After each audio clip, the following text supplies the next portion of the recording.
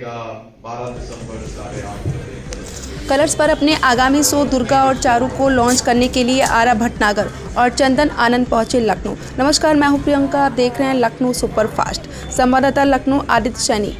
Shashi Sumit production द्वारा निर्मित दुर्गा और चारू का प्रीमियर 12 दिसंबर को होगा और इसका प्रसारण सोमवार से शुक्रवार रात 8:30 बजे किया जाएगा।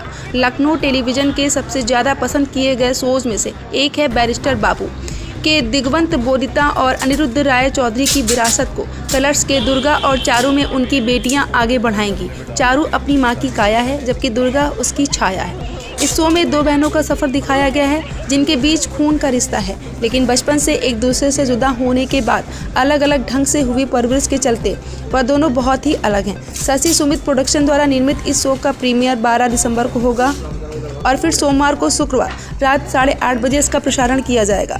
चैनल ने दो बहनों दुर्गा और चारू की मुख्य भूमिकाएं निभाने के लिए लोकप्रिय एक्ट्रेस आरा भटनागर और वैष्णवी प्रजापति को लिया है। बोंदिता उसके माता पिता मर चुके थे और अपनी बहन से वो अलग हो गई थी।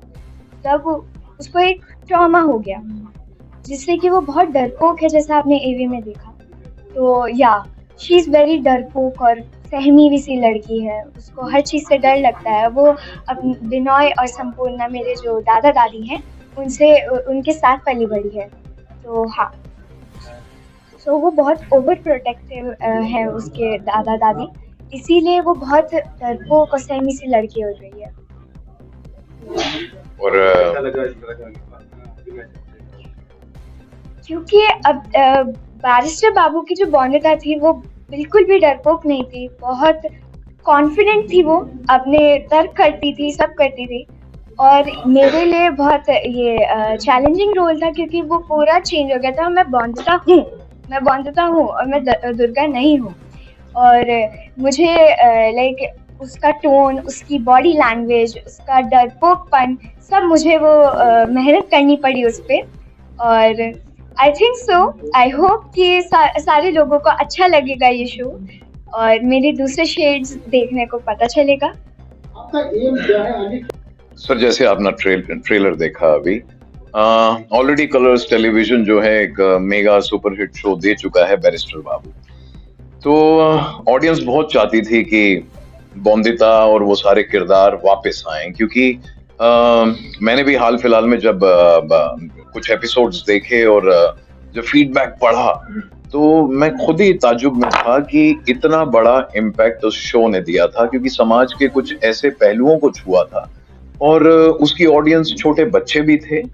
और लेखन ऐसा था उस शो का कि मतलब बच्चों के थ्रू इतनी बड़ी बड़ी बातें समाज के सामने रखी जा रही हैं, और अगर कहीं पर आपको कोई मोटिवेशन या प्रेरणा मिले तो आज की डेट में उससे बड़ी कोई चीज नहीं होती है। तो उसी की लेगेसी को आगे बढ़ाते हुए हमारे निर्माता शशि सुमित प्रोडक्शंस और कलर टीवी ये शो लेकर आए, और हमारे लिए भाग्य की बात थी कि भैया हम तो दोबारा करेंगे इसको।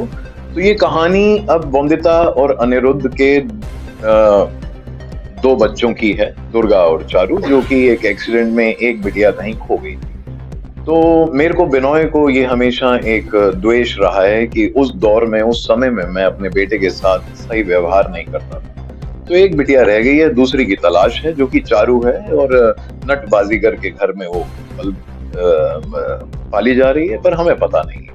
तो ये दोनों मिलते हैं और आगे क्या खेल रचते हैं और अपने तर्क से समाज में क्या फर्क लाते हैं। मैं बस इतना ही कहना चाहूंगा कि लेखन शशि सुमित प्रोडक्शंस का, राइटिंग कलर्स की प्रोडक्शन, क्योंकि पहले भी ये समय के साथ हमेशा ऐसे बड़े बड़े शोज लेकर आए हैं, बालिका वधू, देशना ना लाडो, तो मतलब सुपरहिट शोज रहे हैं। और बैरिस्टर बाबू अपने में एक मेगा हिट शो रहा है और औरा की एक कमाल की फैन फॉलोइंग है। और ये जब आई भी थी, इसका पहला शो था, तो मैंने इससे पूछा था कि ऐसा अभिनय तुम कैसे करती हो, तो बोलती थी पता नहीं। और अभिनय में सबसे बड़ी चीज यही होती है कि आप क्या कर रहे हैं आपको पता नहीं है, पर आप अगर आनंद ले रहे हैं तो वो आनंद आता है। और हमने 30 एपिसोड्स लगभग शूट कर चुके हैं।